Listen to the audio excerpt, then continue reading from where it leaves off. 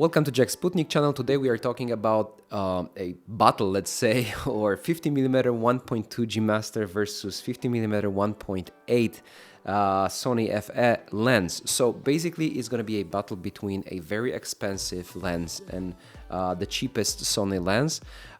So we're going to take a look at some major differences: build quality, image quality, and real life examples, how these lenses perform in real life. So we will try to answer this question: if this is worth to pay like almost 10 times more for 50mm 1.2 over the cheapest light and small 50mm 1.8. So first, let's talk about build quality. When it comes to build quality, I have Bokeh today, so new setup. So when it comes to build quality, both lenses, of course, are 50mm, but there's a huge difference. Like 50mm 1.8 is much smaller and much lighter, and as you can see, the focal part, like the front lens is like going out and inside of the body of the lens. So that's a difference because everything is contained obviously in 50mm 1.2, so nothing works outside.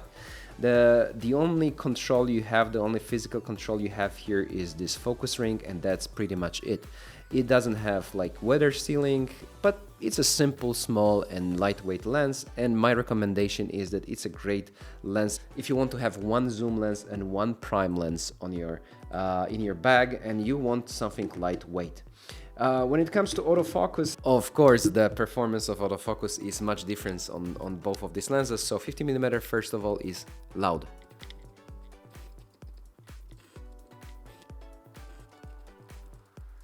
And it does have this tendency, as you can hear, to hunt.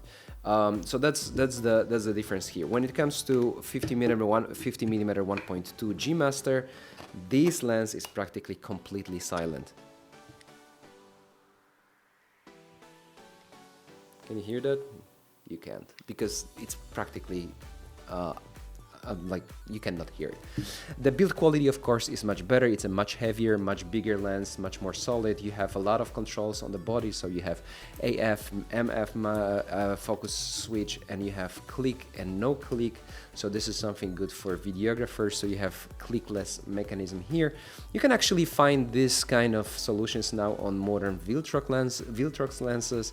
They kind of copy G-Masters and they do it pretty well.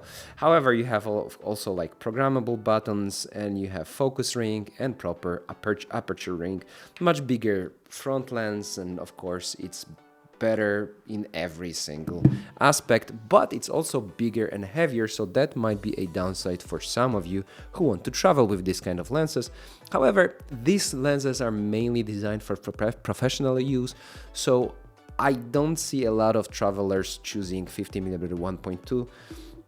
And there's a middle ground there, 50mm 1.4, that is smaller and lighter, so this can be also taken as a good choice. But now let's talk about the most important thing to me, so the quality, image quality differences. So first of all, let's talk about sharpness.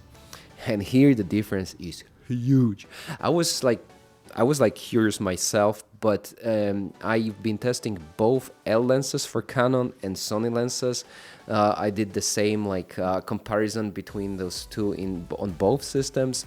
But let's focus on Sony. However, it will be very similar on Canon between L lens and the cheapest 1.8 from Canon lens, the RF, of course, version. The sharpness is really better on 1.2.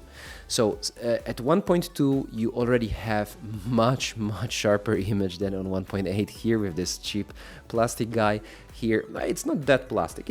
The build quality is not that bad, honestly. It's been worse back in the days, like, in DSLR era. But that's another subject. Okay, so sharpness at 1.2 is spectacular already.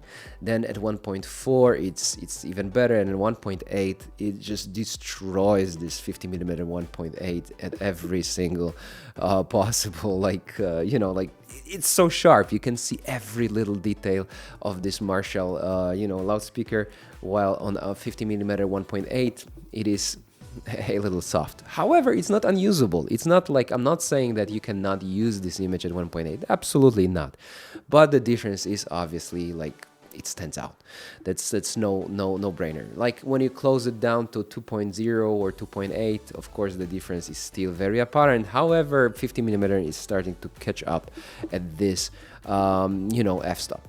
Now next thing that I checked is chromatic aberration. So in case of chromatic aberration, you can already see huge difference in sharpness, because like the text is readable at 50mm 1.2, while it's barely readable at 50mm 1.8. But that's not the case. When it comes to this category, actually both lenses perform pretty well.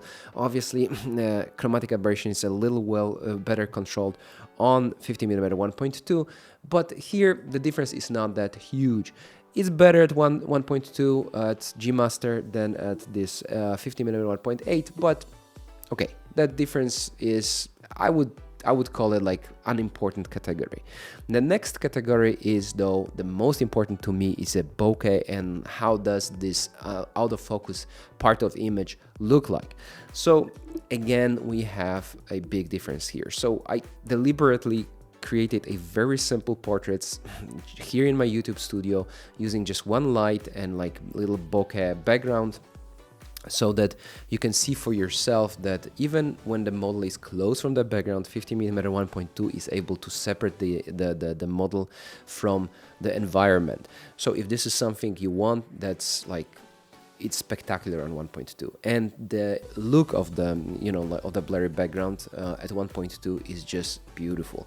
It's not my favorite. There are lenses that I like bokeh from some lenses more than from this 50mm 1.2 G-Master, but that's another subject. But here between those two, you can see at 1.8 50mm, it didn't do that much of a good job like 50mm 1.2. It doesn't mean it did a bad job, but definitely bokeh is more busy, is less refined. It's just worse. The separation is worse.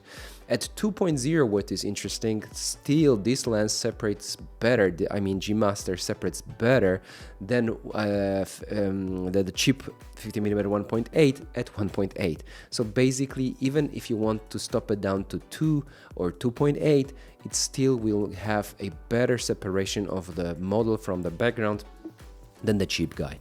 So I mean, both lenses can be used in real life, both lenses can be used on professional sessions, which I will show you in a moment, but separation from the background and look of the bokeh is better on 1.2 by far. That's a big difference here. Now, the next category is more for videographers, focus breathing. It's in this case, again, a little bit like with chromatic aberration. The difference is not that huge. Of course, there's less of focus breathing on 1.2 than on cheap 1.8, but it was hard for me to tell which one I like more. I like more 50mm 1.2 for the way it presents out of focus parts. So when you're refocusing, it looks more spectacular on 1.2 than on 1.8, and that's my main difference here for videographers. The next category is vignette. So vignette is one of the very important factors when you shoot against the harsh light or you have like sky in your frame. So I gotta say that, again, of course, 50mm 1.2 G-Master wins in this category, because like at 1.2, it practically presents vignetting of 2.0 at this lens, or the cheaper lens. So 2.0 at this lens is more or less equal vignetting at 1.2 at 50mm G-Master. So that's a big difference. But the main thing is that, of course, in modern days, if you shoot professionally, you can obviously remove vignette in post-production.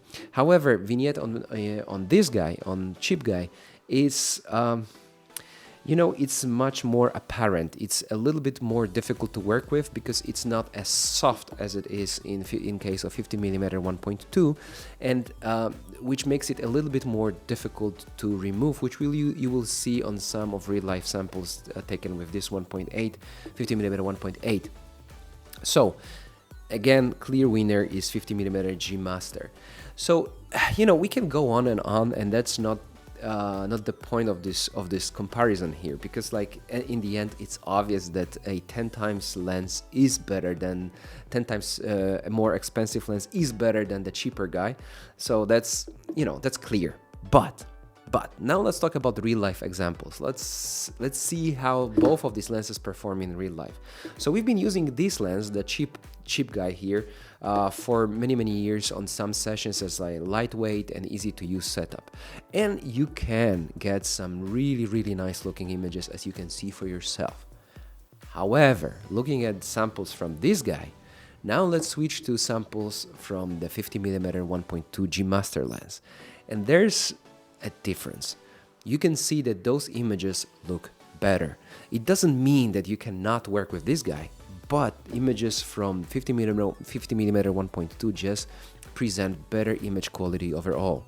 The out of focus areas are better, the sky behind the MOLUS is better, the sharpness is better, everything is better from this lens.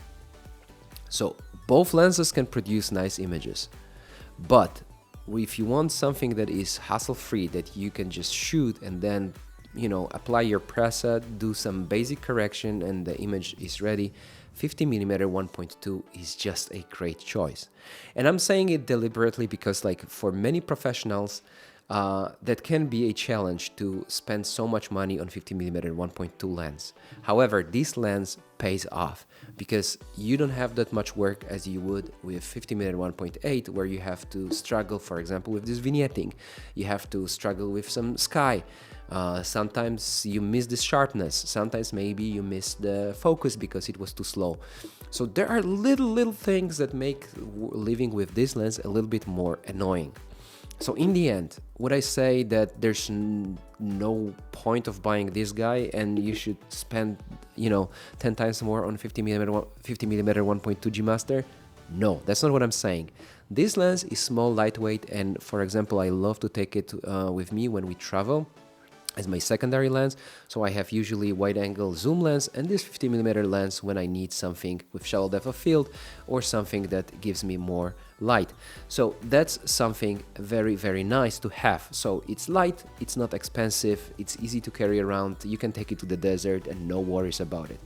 Now, when it comes to 50mm 1.2, of course, a lot of photographers would choose 50mm 1.4, which seems to be a great middle ground because you don't spend that much money, but you still get better image quality and more refined out of focus image, like out of focus parts of image, and better responsiveness when it comes to autofocus, and you know, like you can go on and on and on. So basically, 1.4 would be my to-go option. But if you have the budget for 1.2, I would definitely call it a good purchase because it pays off.